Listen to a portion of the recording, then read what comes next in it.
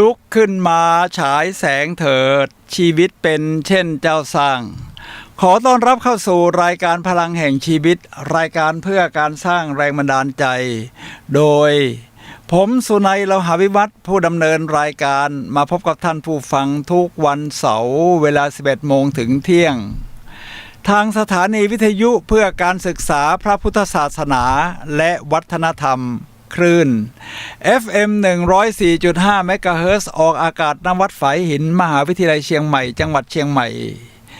รายการของเราเป็นรายการสดนะครับท่านสามารถรับชมได้ทางโซเชียลมีเดียไม่ว่าจะเป็น YouTube Facebook นะครับโดยพิมพ์คำว่าวัดฝายหินภาษาไทยเนี่ยแหละครับและรายการสดที่ว่านี้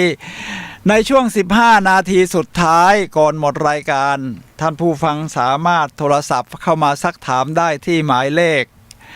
0857088122สำหรับวันนี้รายการพลังแห่งชีวิตนำเสนอท่านผู้ฟังในเรื่องแบบเรียนกอไก่ถึงฮอนกฮูกฉบับผู้ใหญ่ครับ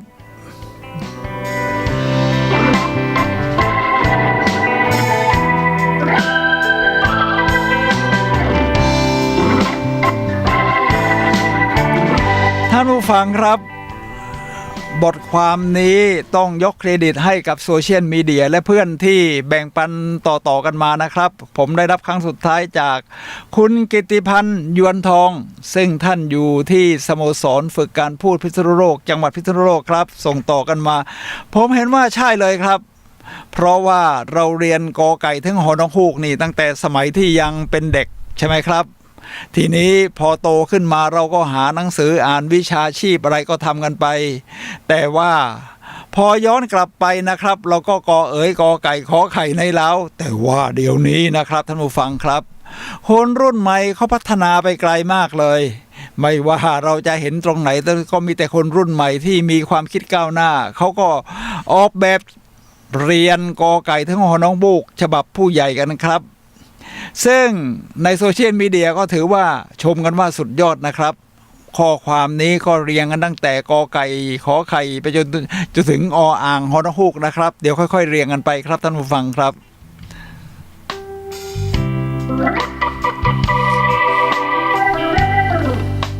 ท่านผู้ฟังครับเริ่มเลยนะครับเราก็เริ่มจากกอไก่นะครับเพราะว่าเรื่องนี้เป็นเรื่องของการสอนใจนะผมว่าสอนใจเหมือนที่ทนายความคุณสุรชัยซึ่งดำเนินรายการทนายความพบประชาชนและการนั่งสมาธินี่นะครับซึ่งเป็นรายการที่ผ่านมาเมื่อสักครู่ได้แนะนำว่ารายการพลังแห่งชีวิตก็เป็นรายการเรื่องของความคิดเป็นเรื่องของจิตใจครับเหมือนกับที่ศาสนาพุทธของเราบอกนั่นแหละครับใจเป็นใหญ่ใจเป็นประธานทุกอย่างสำเร็จได้ด้วยใจเอาละครับกอไก่นี้บอกว่าเก็บสิ่งดีๆไว้ในใจผมว่ายอดเยี่ยมมากนะครับเพราะว่าในใจเรานี่เป็นเหมือนกฎแห่งกรรมนะที่เราสะสมคือประสบการณ์ที่เราผ่านมาในชีวิตนี่มันมีทั้งดีไม่ดีจริงไหมครับท่านผู้ฟังครับมันไม่ได้มีไม่ดีตลอดหรือว่ามีดีตลอดเวลาครับมันก็คลุกคล้ากันไปโลกของเรานี่มีผสมผสานกันแบบนี้ทีนี้อยู่วิธีที่เลือกว่าประสบการณ์ที่เราได้มาเราอยากจะเก็บตรงไหนไว้ในใจถ้าเก็บตรงสิ่งดีๆไว้ในใจนะครับมันจะเป็นตกอยู่ในจิตใต้สำนึกของเราเวลาเราจะทำอะไร90% นี่ทำจากจิตใต้สำนึกอยู่แล้วครับคือออกมาจากอัตโนมัติจากสิ่งที่สะสมท่านสะสมเขาเอาไว้ในใจฉะนั้นการเก็บสิ่งดีๆไว้ในใจนี่จะเป็นการขยายผลบวกของท่านนะครับท่านผู้ฟังครับในเรื่องถ้าภาษาสมัยใหม่เราก็เรียกกันว่า positive thinking คิดพลังบวกนะคิดบวกคิดสร้างสรรค์ฉะนั้นการเก็บสิ่งดีๆไว้ในใจนี่ผมว่ามันมีอานุสงส์สูงมากครับท่านผู้ฟังครับเพราะมันจะส่งผลถึงความคิดต่อยอดของเราออกไปส่งผลถึงการกระทำของเราที่จะออกมาทั้งเป็นการกระทำที่เกิดให้กับตัวเองคนรอบข้างหรือแม้กระทั่งสู่สังคมฉะนั้นเราก็จะเห็นสังคมนี่ค่อยๆพัฒนาดีขึ้นไปเรื่อยๆโดยเฉพาะรุ่นลูกรุ่นหลานของเรานี่มีความคิดยอดเยี่ยมแสดงว่าเขาเก็บสิ่งดีๆไว้ในใจนะครับส่วนสิ่งไม่ดีล่ะถ้าสิ่งไม่ดีเดี๋ยวเราก็ต้องปล่อยวางซะบ้างนะครับเขาเรียกว่าการให้อภัยนะถ้าภาษาสมัยใหม่นี้เขาก็มีเทคนิคนะครับเทคนิคเขาเรียกว่าสะพานข้ามจากฝั่งที่ไม่ดีไปฝั่งที่ดีนะอะไรที่ไม่ดีถ้ามันมาสะสมอยู่ในจิตใจเราเนี่ยมันจะส่งผลร้ายแรงอยู่ฉะนั้นเราก็ปล่อยละวางวิธีการของคนสมัยใหม่เขาก็บอกว่า I love you I am sorry please forgive me thank you ฉันรักคุณฉันขอโทษโปรดยกโทษให้ฉันขอบคุณประมาณนั้นนะเพื่อให้เกิดการปล่อยวางขึ้นภายในใจพูดจนกว่าจะปล่อยวางความคิดที่ไม่ดีเนี่ยปล่อยวางไปให้ได้แล้วความคิดดีๆที่เราเก็บเอาไว้ในใจมันจะสะสมขึ้นเรื่อยๆรวมถึงเมื่อเจอสิ่งใหม่ๆมันก็จะกลายเป็นความคิดใหม่ๆที่สะสมเข้ามามันก็จะเป็นสะสมสิ่งดีๆเข้ามากรรมดีก็จะตามต่อมาแบบนี้เป็นวัฏจักรที่ยอดเยี่ยมครับข้อกอไก่เก็บสิ่งดีๆไว้ในใจนะครับไม่ว่าจะเป็นประสบการณ์ที่ดีกับเพื่อนการชมเชยคนอื่นเราก็ชมเชยว่าเนี่ยเขาสร้างผลงานที่มันเป็นประโยชน์กับเรานะยอดเยี่ยมไปเลยหัดชมเชยคนอื่นหรือเก็บสิ่งดีๆที่สร้างความสัมพันธ์ประสบการณ์ดีๆที่เราไปท่องเที่ยวมาอะไรที่เราพบเห็นนี่เราก็เก็บสิ่งดีๆเหล่านั้นนะครับไว้ในใจผมเนี่ยเป็นนักท่องเที่ยวอยู่แล้วครับฉะนั้นผมก็เก็บสิ่งดีๆไว้ในใจเสร็จแล้วยังไม่พอสิ่งดีๆที่เก็บไว้ในใจมันเกิดการกระทำผมก็เอามาทำคลิปวิดีโอเลยนะครับเอาไว้สำหรับดูเองถือว่าเป็นสิ่งดีๆประสบการณ์ดีนี่เที่ยวมารอบโลก67ประเทศแล้วอะแล้วก็เอาประสบการณ์นี้แหละครับไปแบ่งปันกันใน YouTube ถ้าท่านสนใจเรื่องท่องโลกเนี่ยนะครับดูของผมก็ได้ครับอธิบายมีแผนที่อะไรชัดเจนเส้นทางเดินทางสถานที่ท่องเที่ยวสำคัญสุนัยทัวร์ครับนี่เพิ่งลงไปเมื่อเร็วๆนี้เรียกว่าเส้นทางสายไหมเนินทรายหมิงซาซานเป็นเนินทรายที่โอ้โหมันอ้างว้างของทะเลทรายโกบีก่อนจะไปถึงแคว้นชินเจียงโอ้โหเนินทรายนี่มันเป็นเนินทรายที่สูงมากเนินทรายที่ผมเที่ยวมาเยอะครับทั้งซาร่าทั้งโกบีเนี่ยแหละครับผมว่าเนินทรายที่หมิงซาซานนี่สูงที่สุดนะครับนี่เป็นการเก็บสิ่งดีๆไว้ในใจนะครับท่านผู้ฟังครับ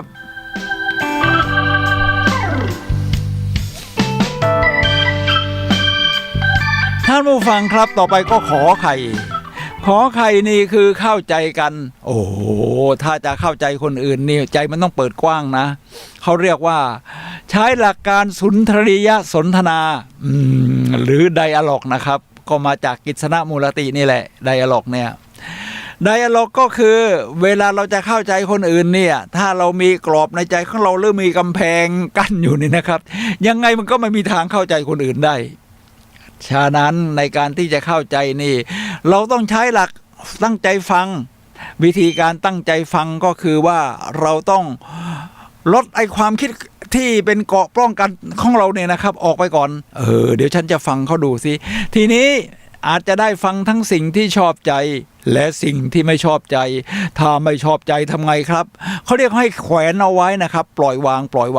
งแล้วก็จะเกิดการเข้าใจขึ้นเพราะเราไม่ได้รู้จักคนที่จะมาทำความเข้าใจกันเขาทุกแง่ทุกมุมเพราะเราไม่รู้ว่าอะไรผ่านเข้ามาในชีวิตบ้าง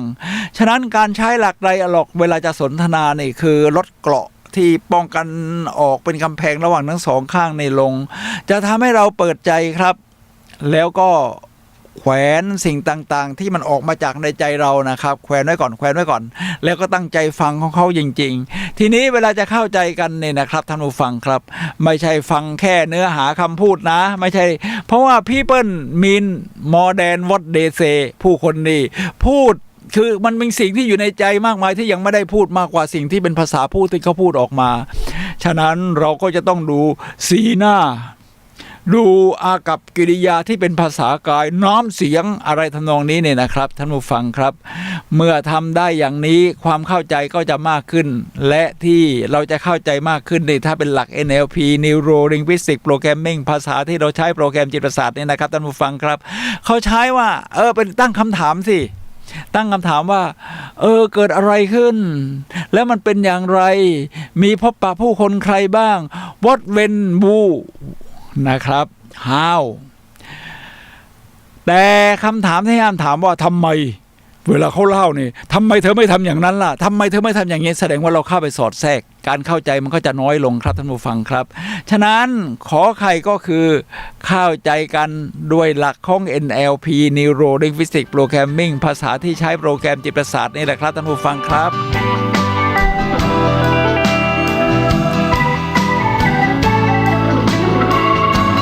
ท่านผู้ฟังครับคอควายนี้เขาบอกว่าให้คอยชี้นำชี้แนะสิ่งที่ดีเขาเรียกว่าต้องเป็นกัลยาณมิตรกันนะครับถึงจะทำแบบนี้ได้ก็คือว่าคอยชี้แนะสิ่งที่ดีครับท่านผู้ฟังครับคือคนที่จะมาชี้แนะนี่ต้องดีก่อนนะตั้งแต่พฤติกรรมที่อะไรนี่นะครับไม่ใช่พูดอย่างทำอย่างฉะนั้นการชี้แนะสิ่งที่ดีนี่ไม่ว่าจะเป็นชี้แนะเรื่องทั้งพฤติกรรมการกระทำการชี้แนะว่าเราจะสร้างมิตรต้องหน้าตายิ้มแย้มแจ่มใสอะไรเป็นอย่างไรถ้าจะเสริมปัญญาขึ้นนี่ก็แนะนำให้อ่านหนังสือที่ยอดเยี่ยมเช่นหนังสือ How to พัฒนาตัวเองอะไรทำนองนี้เนี่ยนะครับนี่คือการชี้แนะครับและหนังสือ How to นี่ตอนนี้ก็มีมากมายครับทั้งของแอนโทนีโรบบินส์ของจอห์นซีแม็กเวลล์แล้วเดี๋ยวนี้นี่การอ่านหนังสือลดลงจะทำยังไงครับก็ดูโซเชียลมีเดียครับท่านผู้ฟังครับโซเชียลมีเดียนี่มีประโยชน์มากผมจริงๆแล้วเป็นนักอ่านนะแต่ตอนหลังนี่ผมรู้สึกว่าผมซื้อหนังสือน้อยลงเพราะอะไรครับเพราะมันมีโซเชียลมีเดียแล้วเพื่อนก็แชร์มาการแชร์นี่ถือว่าเป็นการแนะนำสิ่งดีๆนะครับทีนี้ถ้าคนไหนแนะนำสิ่งดี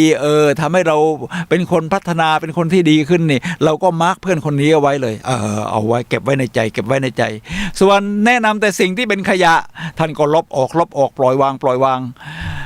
เราก็เก็บสะสมสิ่งดีๆที่เขาแชร์มาถ้าแชร์ในสมัยนี้ในเว็บไซต์นี่มันก็มหาศาลนะครับมือถือของเราเนี่ยมันก็ดูได้ทุกอย่างอยู่แล้วถ้าชอบอ่านก็ดู Facebook ตอนนี้ Facebook ก็มีการสร้างสรรค์อะไรกันต่างๆกันมากมายดู YouTube นี่ก็ต้องเลือกนะครับเพราะมันมีที่กำลังทอนจิตใจของเราแต่ถ้าเพื่อนแนะนำ YouTube ดีๆที่สร้างพลังใจออกมาทำให้เราก้าวเดินไปข้างหน้าก็เอาสิ่งนั้นครับนี่คือคอควายเพื่อนที่ดีคอยชี้นำชี้แนะสิ่งที่ดีนะครับรวมทั้งเราด้วยเราก็ต้องชี้แนะสิ่งที่ดีให้คนอื่นเขาเรียกว่าแบ่งปันนะครับยิ่งทำสมัยนี้ยิ่งง่ายนะในความเป็นผมก็คือแชร์สิ่งดีๆในโซเชียลมีเดียเนี่ยง่ายสุดถ้าเป็นคนใกล้ชิดก็บอกนั่นสิ่งนั้นดีนะผมทำแล้วยอดเยี่ยมผมได้สัมผัสผมได้อ่านมาแล้วไปลองปฏิบัติยอดเยี่ยมแล้วก็แบ่งปันชี้แนะสิ่งเหล่านี้ให้กับคนรอบข้างได้ครับท่านผู้ฟังครับนี่คอควายฉบับผู้ใหญ่นะเนี่ย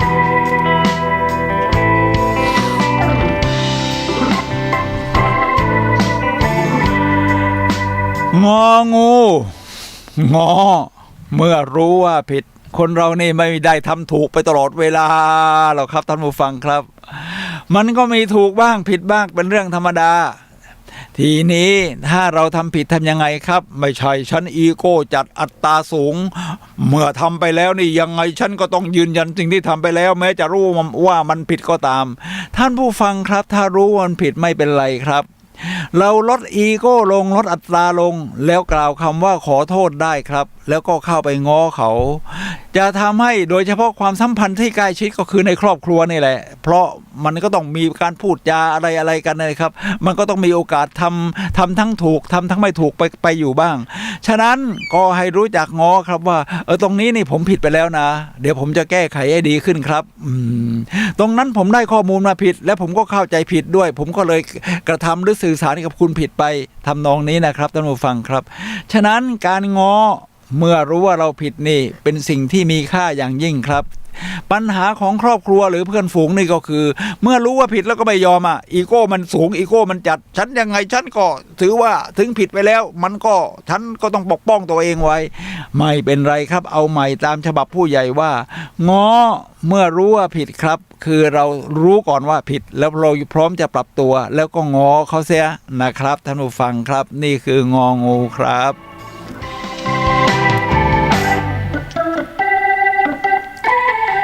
ต่อไปฉบับผู้ใหญ่จอจานคือจริงใจไม่เสแสร้งเขาเรียกว่าทั้งหมดเป็นหนึ่งเดียวความจริงใจนี่เป็นเรื่องใหญ่นะครับท่านผู้ฟังครับแม้เราจะแสดงอีกกิริยาเหมือนกับโง่ซื่อๆไปบ้างแต่ถ้ามันเป็นความจริงใจเนี่ยผมในความเห็นผมเลยนะผมถือว่ามันเป็นความน่ารักนะเป็นน่ารักในความสัมพันธ์ถ้าไม่รู้ก็บอกว่าไม่รู้ไม่ใช่การแกล้งทำรู้ไปทุกเรื่อง คนประเภททำรู้ไปทุกเรื่องนี่มีเยอะนะครับท่านผู้ฟังครับฉะนั้นเราก็ต้องระวังสิ่งนี้ไว้ให้ดีก็คือว่าจริงใจไม่เสแสร้งการจริงใจนี่ทำยังไงครับคือการกระทำของคุณกับสิ่งที่คุณพูดเป็นหนึ่งเดียวกันไม่ใช่สอนอย่างแล้วก็ทำอีกอย่างหนึ่งอย่างนี้เนี่ยมันตลบตะแลงชัดเจนอยู่แล้วนะครับซึ่งถือว่าเป็นหน้าไหว้หลังหลอกอีกต่างหากแต่ถ้าจริงใจคือคุณพูดอย่างไรคุณทำอย่างนั้นแล้วก็แสดงความจริงใจถ้าฉันบอกว่าฉันไม่รู้ฉันก็บอกว่าฉันไม่รู้ตอนที่ผมทำงานอยู่ธนาคารเนี่ยนะครับก็มีกรรมการรองผู้จัดการใหญ่คนหนึ่งครับเขาไปงานของพวกเราที่จัดกันขึ้นในกรุงเทพคือตอนนั้นในตำแหน่งผู้บริหารระดับนี้เนี่ยเราก็จัดงานแล้วก็เชิญกรรมการรองผู้จัดการใหญ่ไปกรรมการรองผู้จัดการใหญ่คนนี้นี่เป็นที่นับถือของผู้บริหารระดับของผมในตอนนั้นมากครับทีนี้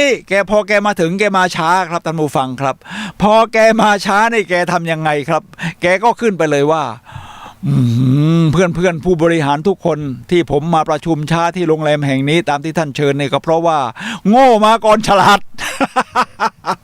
คนเราคิดดูได้เป็นกรรมการรองผู้จัดการเป็นกรรมการรองผู้จัดการใหญ่ของธนาคารที่ใหญ่อันดับหนึ่งของประเทศไทยเลยยังบอกว่ายอมรับว่าตัวเองโง่ผมเนี่ยโง่ผมโง่มาก่อนฉลาดหมายความว่าถึงอย่างไรผมก็พร้อมที่จะปรับตัวให้ฉลาดผมไปโรงแรมผิดครับ แล้วผมก็หาความฉลาดทีหลังสื่อข้อมูลดูที่เขาจัดที่ไหนแน่พอเจอโรงแรมที่ใช่แล้วผมก็เปลี่ยนมานี่ไงก็ยังมาทันอยู่ครับแม้จะช้าไปหน่อยนี่คือความจริงใจไม่เสแสร้งนะครับไม่ใช่กลบเกลื่อนที่ผมมาช้าเพราะรถติดอะไรนี่นะครับจอจานจริงใจไม่เสแสร้งครับท่านผู้ฟังครับ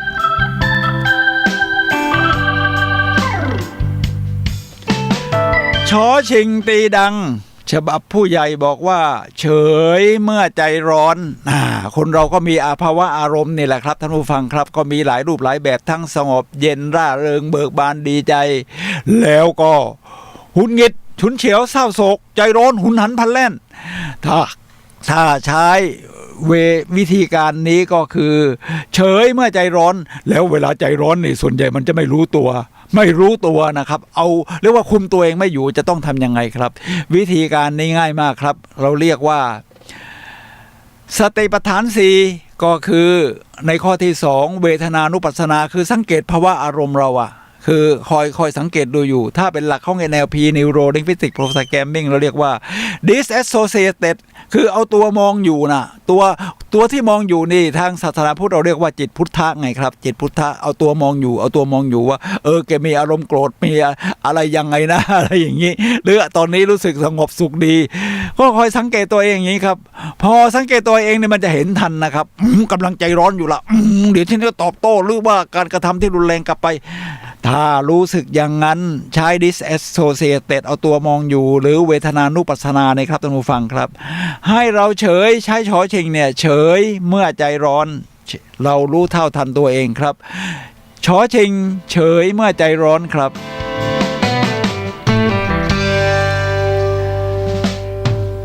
ทีนี้มาถึงชอช้างช่วยเหลือกันผมว่าตรงนี้นี่ยอดเยี่ยมนะครับเรียกว่าบิ๊กวา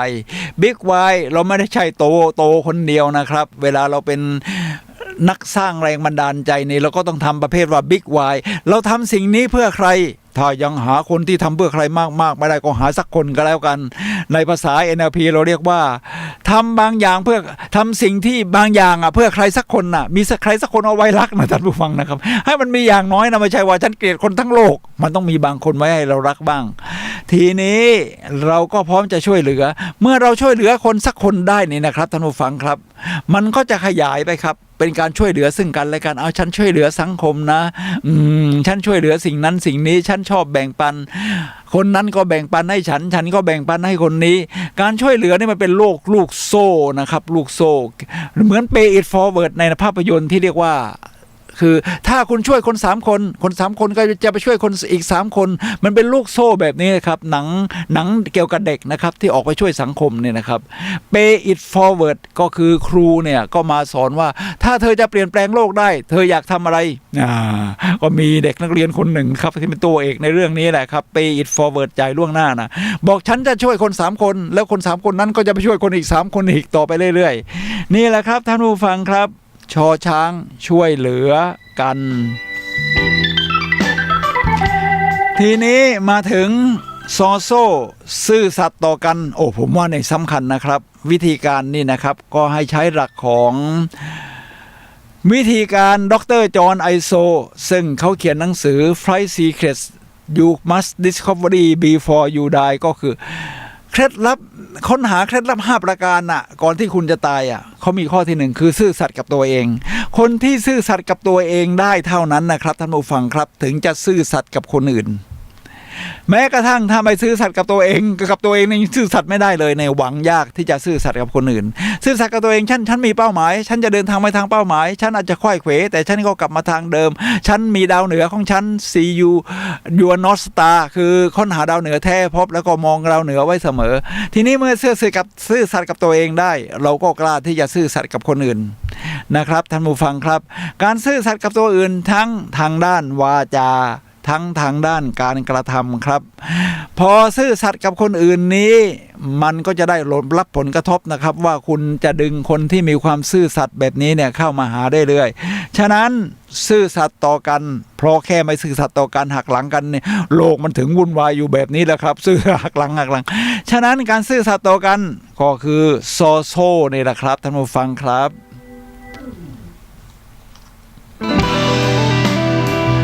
มาถึงยอหญิงญาติดีต่อกัน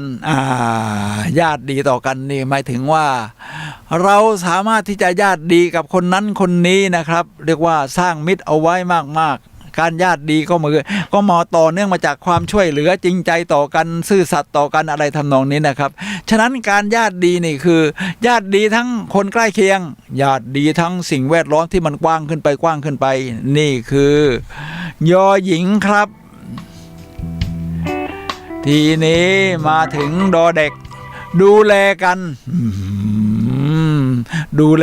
ในองค์กรนอกจากเราจะช่วยตัวเองได้แล้วเนี่ยคนอื่นที่เขาต้องการความช่วยเหลือเนี่ยเราก็สามารถที่จะเข้าไปช่วยได้นะครับท่านผู้ฟังครับคอยดูแลจุดโน้นคอยดูแลจุดนี้ช่วยเหลือซึ่งกันและกันดูแลกันทีนี้มาถึงต่อเต่าครับท่านผู้ฟังครับต่อเต่าติดตามข่าวถ้าคนไหนเป็นกัลยาณมิตรคนนี้เป็นมิตรที่ดีคนนี้ยอดเยี่ยมฉันชื่นชมฉันพร้อมที่จะเดินเรียกว่าโมเดลลิ่งถ้าเขาทำอะไรดีเดี๋ยวฉันจะลองขออนุญาตก๊อปปี้แล้วมาทำต่อแล้วก็ฉันจะสร้างสไตล์ของตัวเองเราก็คอยติดตามข่าวเขาครับเรียกว่ากฎแห่งการดึงดูดเขาว่างั้นนะครับ The Law of Attraction ตามหนังสือ The Secret ของรอนดาเบิร์นก็ว่าได้คือถ้าสิ่งใดที่เราติดตามข่าวอยู่เรื่อยๆนี่นะครับสิ่งนั้นก็จะขยายมากขึ้นคุณอย่าติดตามข่าวคนแบบนี้เรื่อยๆคุณก็จะเจอคนแบบนี้ที่ดีๆที่คุณต้องการในเพิ่มขึ้นมากเรื่อยๆที่ยิ่งสมัยนี้ง่ายมากครับมันมีโซเชียลมีเดียจริงไหมครับท่านผู้ฟังครับการมีโซเชียลมีเดียนี่แหละครับท่านผู้ฟังครับทำให้เราติดตามง่ายสุดก็คือ Facebook กับ LINEเป็นเพื่อนกันอยู่ในกลุ่มนั้นกลุ่มนี้ใน LINE หรือว่า Facebook ก็กดติดตามเป็นเพื่อนกันแล้วก็กดไลค์กดแชร์ให้แสดงความเห็นกันมันก็จะออกหน้าจอมือถือมาเรื่อยๆก็เรียกว่าเป็นการติดตามข่าวนะครับท่านผู้ฟังครับติดตามข่าวของเพื่อนที่ว่านี้และ แม้กระทั่ง YouTube ก็มีข่าวดีๆนะเป็นแฟนเรื่องการท่องเที่ยวเนี่ยเราก็ติดตามคนนั้นคนนี้ที่เขาเที่ยวเก่งๆอธิบายได้ดีเส้นทางเดินนี่คือต่อเต่าติดตามข่าวครับท่านผู้ฟังครับ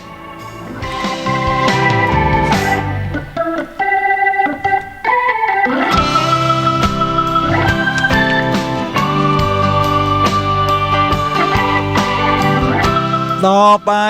แบบเรียนกอไก่ถึงหอนองฮูกฉบับผู้ใหญ่คือถอถุงแบกขนก็คือไถ่ถามทุกสุข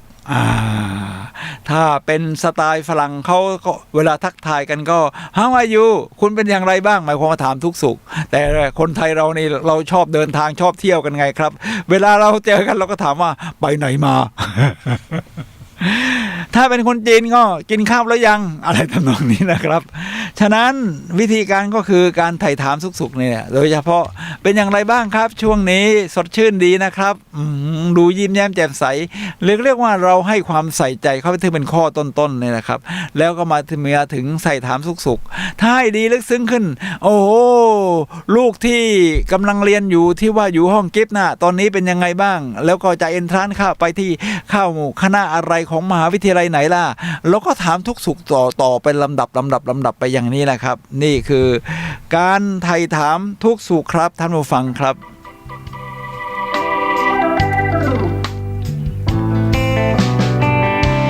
ต่อไปก็คือทอทหารทำให้เพื่อนสบายใจการทำให้เพื่อนสบายใจนี่ในความเห็นผมนะครับมีหลายวิธีครับทำให้เพื่อนสบายใจเพื่อนนี่คือคนที่เราคุยอะไรกันก็ได้นี่นะครับหมายถึงเพื่อนไม่ใช่ว่าคนรู้จักทุกคนของคุณนี่จะมาเป็นเพื่อนของคุณหมดไม่ใช่นะอันนั้นคือแค่คนรู้จักแต่เพื่อนนี่เราสามารถที่จะคุยกันได้ทุกเรื่องทั้งเรื่องดีใจตื่นเต้นเฉลิมฉลองด้วยกันหรือเศร้าโศกเสียใจร้องไห้ด้วยกันก็ได้ครับท่านผู้ฟังครับฉะนั้นในข้อของทำให้เพื่อนสบายใจนี่ถ้าเพื่อนเศร้าโศกเสียใจมาเนี่ยนะครับเราก็รับฟังถ้าเพื่อนดีใจยอดเยี่ยมไปเลยเราก็เฉลิมฉลองกับเขาเนี่ยนะครับในข้อนี้เขาเรียกว่าทำให้เพื่อนสบายใจแล้วก็ยอดเยี่ยมยิ่งขึ้นเพื่อนบอกโอ้โห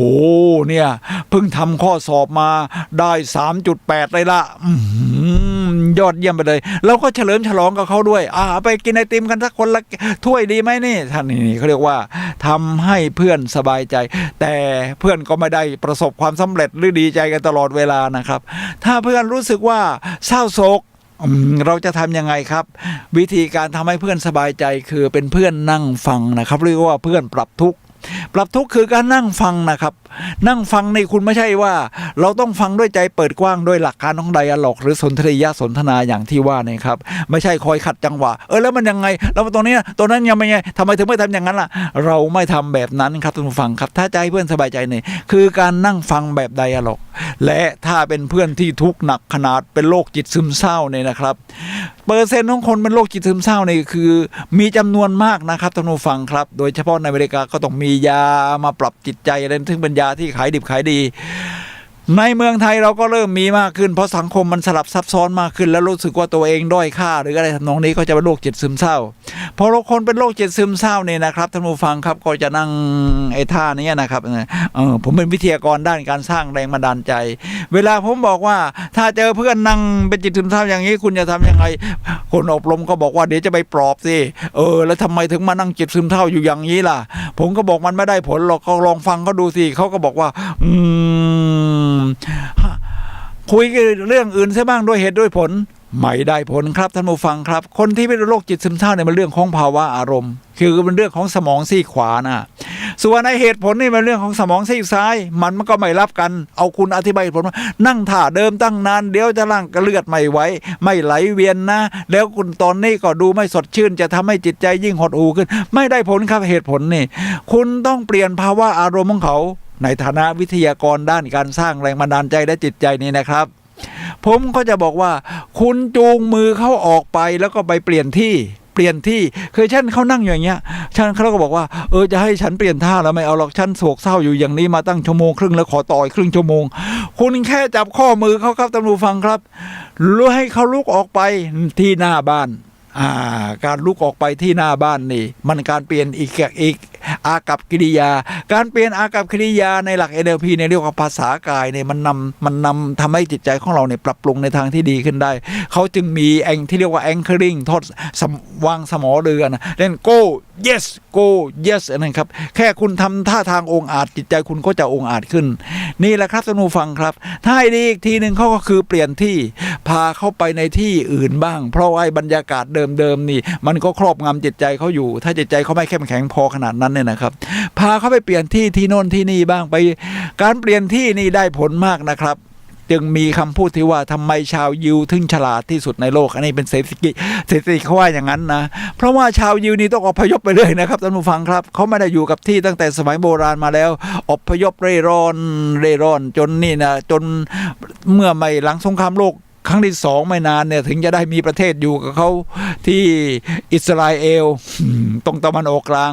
เพราะว่าเขาเร่ร่อนในทำให้เขาพบเห็นสิ่งใหม่ๆเวลาเราไปเที่ยวนี่นะครับท่านผู้ฟังครับลองสังเกตได้ดีนะครับถ้าอยู่บ้านเรานี่เราก็ถือว่ามันจำเจนะมันไม่ได้เปลี่ยนที่ดอยสุเทพไปมารู้กี่10 ครั้งแล้วเพื่อนมาที่ไหนก็พาไปดอยสุเทพอยู่เชียงใหม่ไปวัดพระสิงห์คือดูทีแรกๆมันก็ตื่นตาตื่นใจแต่ถ้าเวลาคุณไปเปลี่ยนที่นี่นะครับเช่นไปต่างประเทศบ้างไปดูภูเขาไฟฟูจิยามะคุณก็โอ้โหทำไมมันรูปทรงสวยขนาดนี้มีหิมะอยู่ที่ยอดด้วยคุณก็จะสังเกตแล้วก็ใจมันก็จะเปิดคนอื่นมาบ้านเราไปดูวัดพระสิงห์ถ้าเขาไม่เคยเห็นมาก่อนเพราะเขาเปลี่ยนที่มาจากต่างประเทศนี่เขาก็โอ้โหพญานาคนี่นะครับที่หน้าวิหารนี่ทำไมสวยงามขนาดนี้วิจิตรพิสดารตรงตัวอาคารของวิหารมีช่อฟ้าอะไรทำนองนี้นี่แหละครับท่านผู้ฟังครับนี่ต่อจากว่าทำให้เพื่อนสบายใจในต่อยอดออกไปได้แบบนี้แหละครับททหารครับ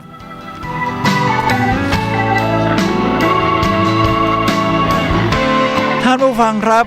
ขณะนี้ท่านกำลังรับฟังรายการพลังแห่งชีวิตรายการเพื่อการสร้างแรงบันดาลใจโดย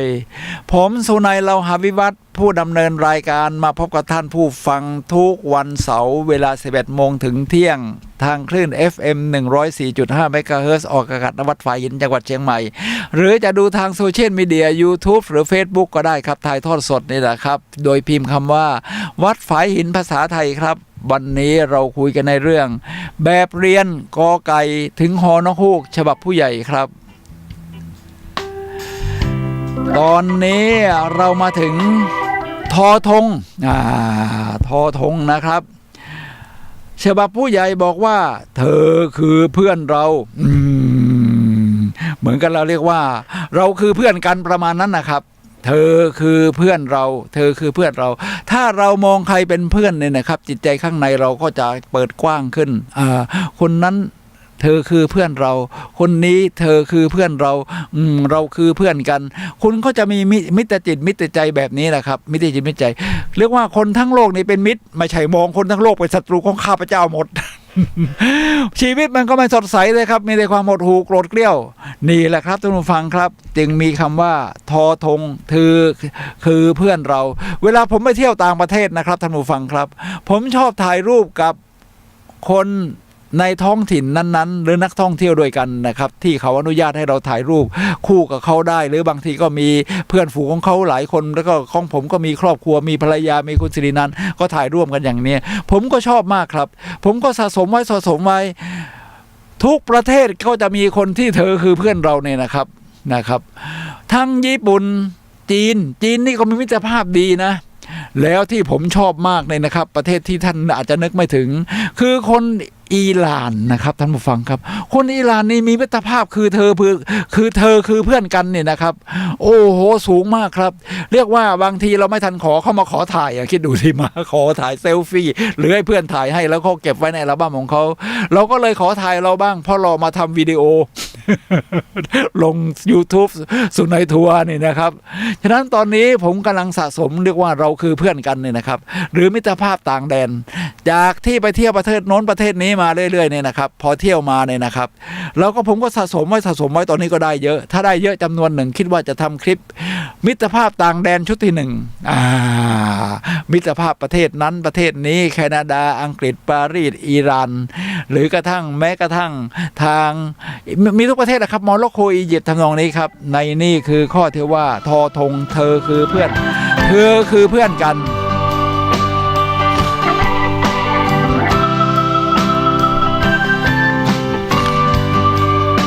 ท่านผู้ฟังครับนอหนูน้ำใจมีให้กันเสมอน้ำใจนี่เป็นเรื่องใหญ่นะครับท่านผู้ฟังครับเรียกว่าคนมีน้ำใจนะเขาทำยังไงล่ะอาจจะไม่มีเงินมากพอที่จะแบ่งปันเรื่องเงินถ้ามีมากพอก็แบ่งปันไปหรืออย่างอื่นเช่นแรงกายเวลาการให้กำลังใจพูดจาเรียกว่าการพูดจายกให้ปลอบใจชมเชยยกย่องให้เกียรติก็ถือว่าเป็นน้ำใจนะครับท่านผู้ฟังครับ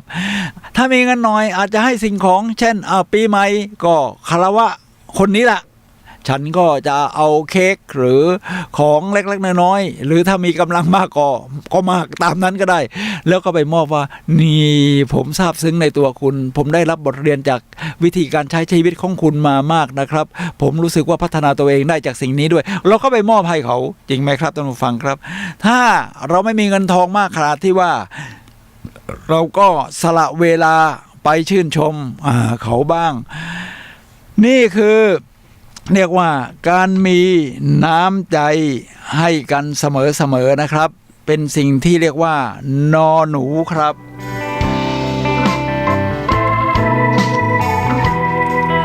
บอใบไม้ทับถมฉบับผู้ใหญ่บอกว่าแบ่งปันความรักความรักนี่เป็นเรื่องใหญ่นะเวลาเราจะปลุกสร้างอารมณ์ตามแนวทางของ NLP นี่นะครับมันก็จะมีภาวะอารมณ์อยู่5อย่างอย่างแรกก็คือแฮปปี้ฉันมีความสุขนี่ความสำคัญมากนะครับคุณก็ต้องรู้สึกว่าตัวเองมีความสุขซะก่อน2ความรักทีนี้ในแนวทางของ NLP ปลุกอารมณ์บวกทั้ง5นี่นะครับปลุกอารมณ์บวกเป็นสิ่งจำเป็นนะที่คุณต้องปลุกเสมอเพราะเหตุการณ์ในชีวิตคุณนี่มันมีทั้งบวกทั้งลบอยู่แล้วที่ผสมผสานเข้ามาคุณก็ต้องสร้างบวกให้มันมากกว่าลบจริงไหมครับ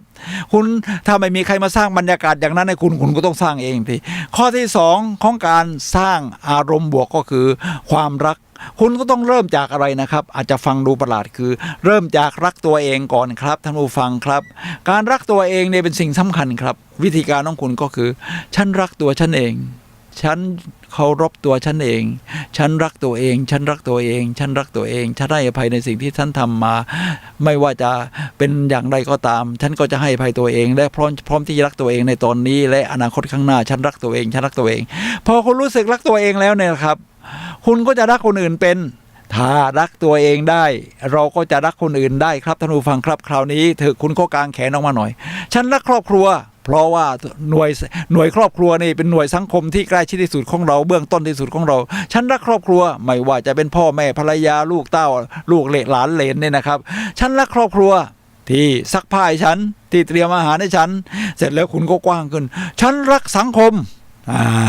ฉันรักสังคมหมายความว่าฉันรักทุกคนบนโลกใบนี้นะครับก็แผ่มันยืดแขนให้กว้างขึ้นว่าคุณสิ่งที่คุณได้ประโยชน์จากคนในโลกนี้นี่มันก็มีมหาศาลนะครับเช่นเขาแชร์สิ่งดีมาเขียนหนังสือดีๆให้คุณได้ซื้อหาหรืออ่านฉันก็ฉันรักสังคมแล้วคุณก็เอามือคว่ำลงฉันรักโลกใบนี้ด้วยละ เพราะว่า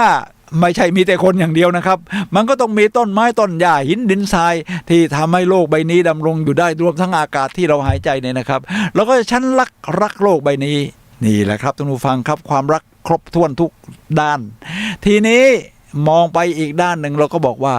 เป็นการแบ่งปันความรักแบบนี้ความรักแบบนี้จะก่อให้เกิดความสัมพันธ์ที่ดีและไม่ดี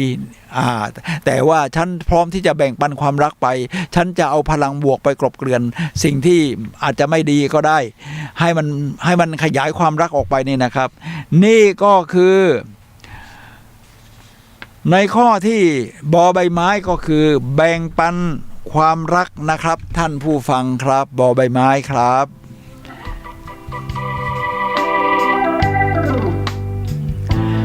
ต่อไปคือผอพึ่งแบ่งปันความเผื่อแผ่ความสุขผอพึ่งเผื่อแผ่ความสุข ความสุขนี่เหมือนตามที่เกริ่นเมื่อสักครู่นี้อารมณ์บวกทั้ง5คือความสุขคุณต้องมีความสุขก่อนนะครับท่านผู้ฟังครับคุณถึงจะไปเผื่อแผ่ให้คนอื่นได้เราไม่สามารถแบ่งปันสิ่งที่เราไม่มีให้คนอื่นได้ครับทุกอย่างในโลกนี้นี่มันต้องเริ่มจากตัวเองก่อนไม่ใช่ว่าคอยไปเปลี่ยนสิ่งแวดล้อมข้างนอกเพื่อให้ตัวเองดีขึ้นแค่นั้นมันอาจจะทำได้แต่ยากมากแต่สิ่งที่สำคัญคือคุณต้องเปลี่ยนตัวเองก่อนครับฉะนั้นเมื่อสร้างอารมณ์บวกทั้ง5เนี่ยคุณก็ต้องเริ่มข้อที่1เลยแฮปปี้ความสุขฉันมีความสุขฉันมีความสุขฉันรับรู้ถึงความสุขนั้นผมทำตอนนี้แบบเช้าๆเนี่ยมันจะซ่าไปทั้งตัวเหมือนกับเวลาเรานั่งสมาธินานๆนะซ่าเสร็จแล้วฉันก็บอกว่าฉันเผื่อแผ่ความสุขนี้ออกไปคนอื่นๆสามารถรับรู้ถึงความสุขของฉันเรียกว่าเผื่อแผ่ความสุขไงครับตอนนี้เวลามีประชุมมีอะไรที่ไหนนะครับหรือมีมีตติ้งนะครับเวลาคนเดินเข้ามาเนี่ยเรารู้เลยว่าคนนี้เนี่ยเผื่อแผ่ความสุขโอ้เข้ามาในราศีออกครับเรียกว่ามีรัศมีแห่งความสุขในห้องก็จะเบิกบานอบอุ่มแต่บางคนแฝงด้วยแววอำมหิตแค่คนนี้เดินเข้ามาเนี่ยนะครับท่านผู้ฟังครับในห้องมันจะเย็นเฉียบเงียบกริบว่างั้นเถอะนะโอ้โหรังสีอำมหิตมาแล้วแบบหนังจีนกำลังภายในฉะนั้นเราเป็นคนแบบแรกครับท่านผู้ฟังครับเรียกว่าคนเผื่อแผ่ความสุขโดยการสร้างความสุขของเราเองที่ออกมาจากข้างในแล้วไม่ขี้เหนียวเราก็แบ่งปันความสุขให้กับผู้อื่นเรียกว่าเปล่งประกายของตัวเองออกมาในทุกที่ทุกทางเมื่อคุณมีแสงพลังอยู่ข้างในเนี่ยครับท่านผู้ฟังครับผมจึงใช้คตินะครับท่านอาจจะลอกแบบไปก็ได้ถ้าเห็นว่ามันเข้าท่านะฉันจะเปล่งประกายไปทุกที่ทุกทางผมจัดรายการวิทยุตรงนี้เสร็จนี่นะครับวันนี้เนี่ยนะเสร็จตอนเที่ยงเนี่ยก็จะไปหาอาหารทานที่ห้างเมย่าที่เชียงใหม่นี่นะครับผมก็ตั้งใจเลยนะครับว่าพอเข้าไปในห้างเมย่าฉันจะเปล่งประกายแห่งความสุขหน้าตาเบิกบานใครจะเป็นหน้าตาเป็นอย่างอื่นก็ช่างแต่ฉันจะเบ่งบานให้คนที่เขาดูฉันแล้วรู้สึกว่าชื่นใจคนนี้มันมาแบบเผื่อแผ่ความสุขนี่คือผอพึ่งครับเพื่อแผ่ความสุขครับท่านผู้ฟังครับ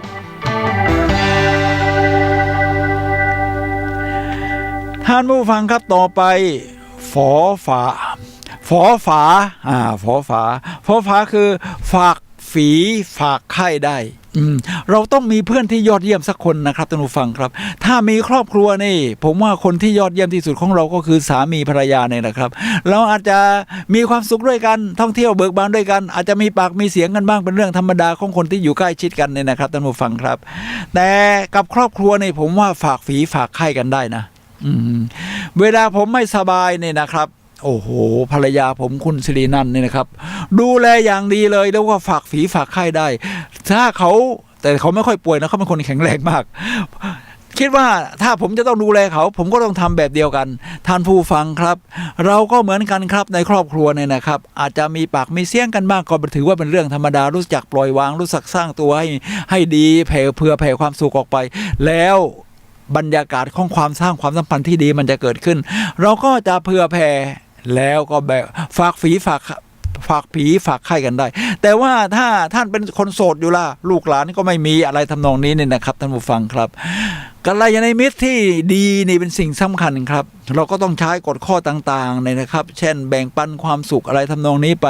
แล้วกัลยาณมิตรที่ดีก็จะเข้ามาเรื่อยๆสร้างมิตรไว้สักคน2คนที่เราเรียกว่าจะฝากฝีฝากไข่กันได้นะครับนี่ก็คือฝอฝาครับท่านผู้ฟังครับ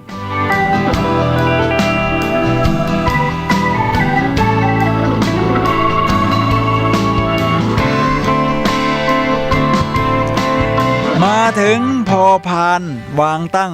ฉบับผู้ใหญ่บอกว่าพูดจาดีโอ้โหผมว่าวาจาเนี่ยมันเป็นสิ่งสำคัญนะครับปิยวาจามันจะยอดเยี่ยมไม่ใช่วาจาเชือดเฉือน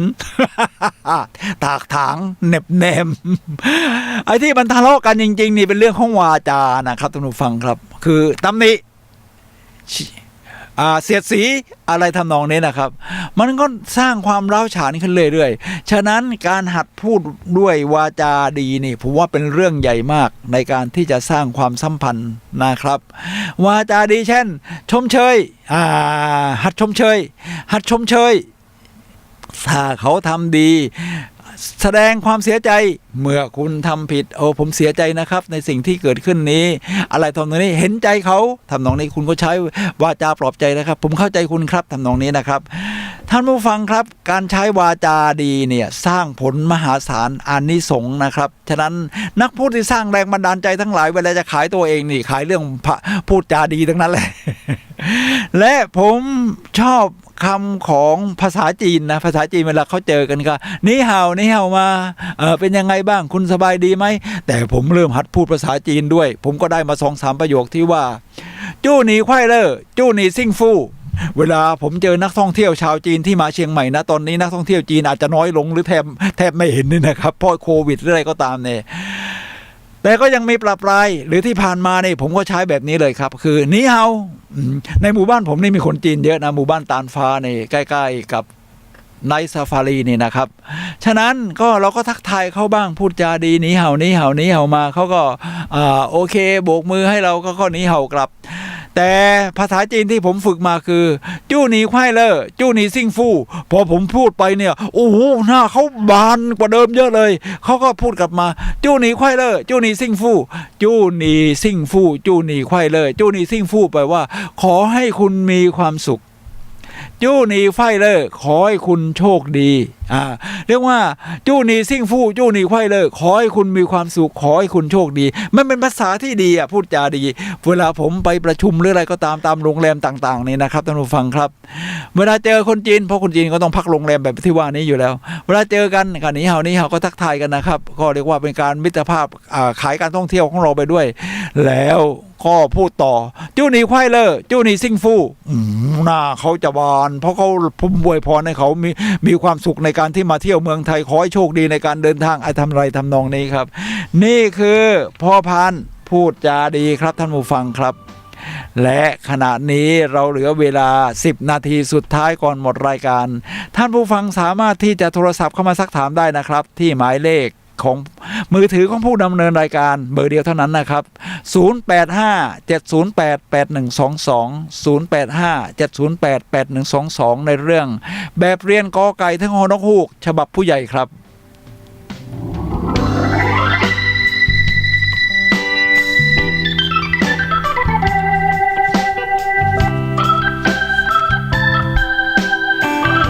ท่านผู้ฟังครับเราเดินทางต่อ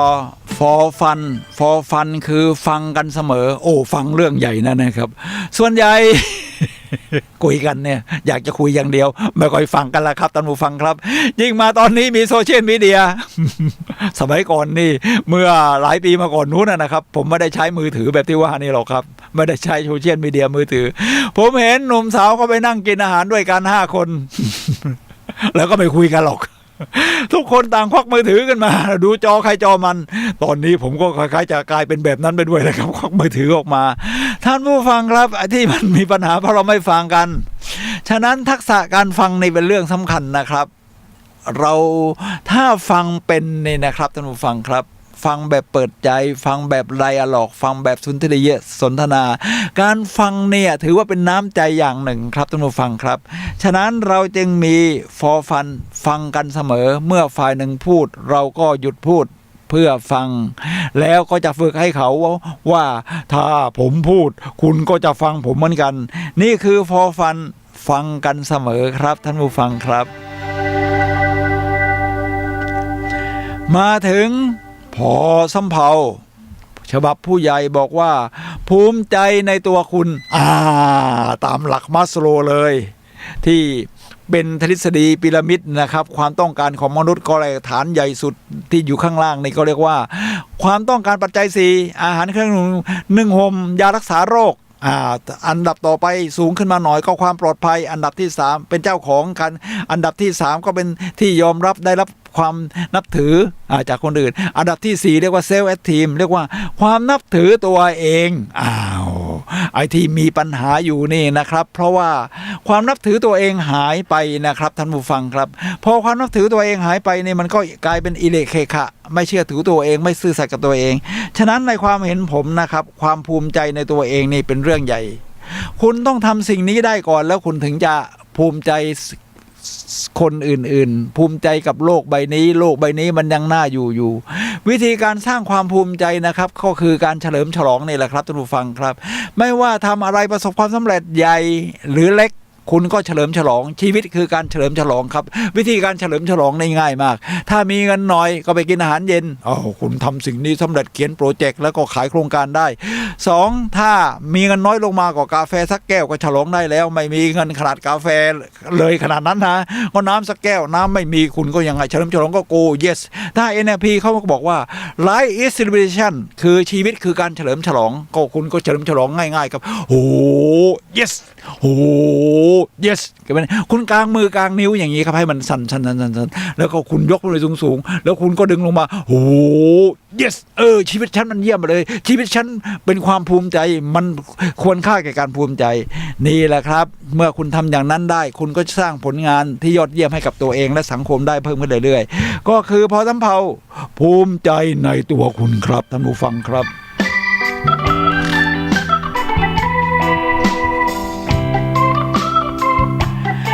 ต่อไปมอมาคึกคักบอกว่ามองโลกให้กว้างคือมองให้กว้างอย่ามองแคบอย่าอ่านหนังสือเล่มเดียว มองให้กว้างๆแต่ว่าโลกสมัยนี้นี่มันก็กว้างขึ้นอยู่แล้วละครับมาจากโซเชียลมีเดียที่ว่านี่นะครับที่แรกก็เรียกว่าไม่ต้องมีเงินมากไปซื้อหาเหมือนซื้อหาหนังสือสมัยก่อนคุณก็ดูในโซเชียลมีเดียก็ทำให้คุณกว้างขึ้นฉะนั้นการมองโลกให้กว้างเนี่ยนะครับมันจึงเป็นสิ่งที่ดีถ้าเป็นนักเดินทางก็มันก็มองโลกกว้างอยู่แล้วไม่ว่าจะเป็นมาโคโปโลที่เดินทางเส้นทางสายไหมจากเวนิสอิตาลีไปยังปักกิ่งในสมัยโบราณเดินไปทางบกคุณคิดดูทีนั่งขี่อูฐบ้างขี่ม้าบ้างเดินไปบนพื้นทะเลทรายบ้างอะไรทำนองนี้เขาก็เห็นโลกกว้างโคลัมบัสก็เห็นโลกกว้างออกจากเมืองเซบียาประเทศสเปนข้ามมหาสมุทรแอตแลนติกไปจนถึงเกาะแอนดีสถึงฝั่งทวีปอเมริกา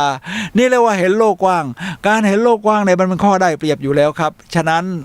การท่องเที่ยวของโลกการท่องเที่ยวของไทยมันถึงกว้างขวางขยายตัวไปอย่างเงี้ยเพื่อทุกคนให้คนได้เห็นโลกกว้างเรียกว่ารายได้ของประเทศไทยในขอบอกว่ามาจากการท่องเที่ยวเป็นอันดับหนึ่งมากกว่าการส่งออกอีกฉะนั้น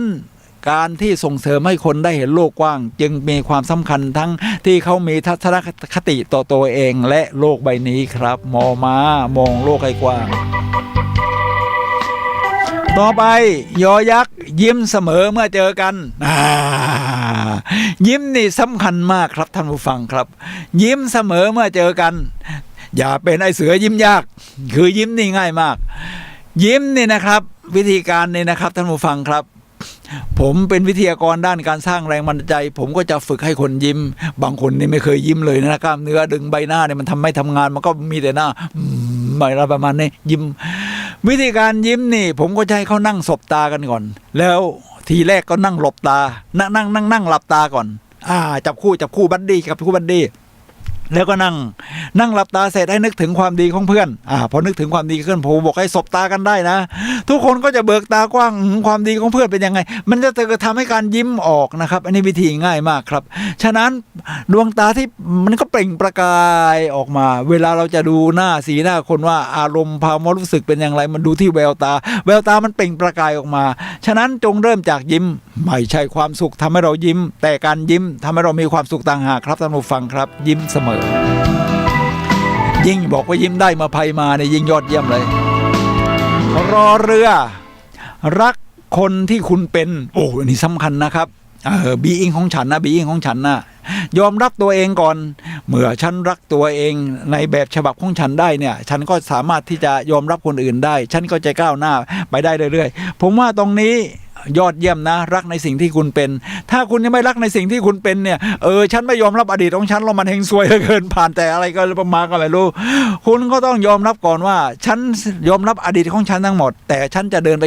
ข้างหน้าด้วยความยอดเยี่ยมทีนี้มาถึงลอลิงครับท่านผู้ฟังครับละเอียดอ่อนกับความรู้สึกคุณต้องใช้สติปัฏฐาน4นี่แหละครับคอยเวทนานุปัสสนาสังเกตอารมณ์ความรู้สึกเราและวอแหวนไว้วางใจกันโดยเฉพาะกับกัลยาณมิตรนะครับข้อสคสราศึกษานิสัยที่แท้จริงก็คือคุณเปิดใจนะครับศึกษาเพื่อนที่เรานับว่าเป็นเพื่อนของเรา สอเสือส่งเสริมสนับสนุนถ้าเขาทำดีเชียร์อัพไปเลยครับ แล้วก็ชมเชยหอหีบห่วงใยซึ่งกันและกันการห่วงใยนี่มันก็จะสร้างมิตรภาพที่ดีทำให้เรารู้สึกว่ามีน้ำใจต่อกันด้วยอ่างเอาใจเขามาใส่ใจเราเรียกว่าคอยสังเกตเพื่อนและหอนกฮูกเฮฮากับคุณได้ทุกเวลาครับท่านผู้ฟังครับผมว่าตรงนี้ก็เป็นเรื่องใหญ่เพราะว่าถ้าเราคบคนเฮฮาเราก็จะกลายเป็นคนเฮฮาคบคนแบบไหนเป็นคนแบบนั้นอยู่แล้วล่ะครับท่านผู้ฟังครับถ้าเราอยากได้เพื่อนที่เฮฮาเราก็ไปหาเพื่อนที่เฮฮาแล้วเราก็จะกลายเป็นคนเฮฮาแล้วเราก็จะดึงดูดคนเฮฮาฉะนั้นเฮฮากับคุณได้ทุกเวลาใครอยากเฮฮามาหาอาจารย์สุนัยครับท่านผู้ฟังครับนี่คือแบบเรียนกอไก่ถึงฮอนกฮูกฉบับผู้ใหญ่ขอขอบคุณเพื่อนๆในโซเชียลมีเดียที่แบ่งปันสิ่งดีๆแบบนี้มาและทำให้ผมได้มีโอกาสแบ่งปันต่อในรายการวิทยุนะครับท่านผู้ฟังครับตอนนี้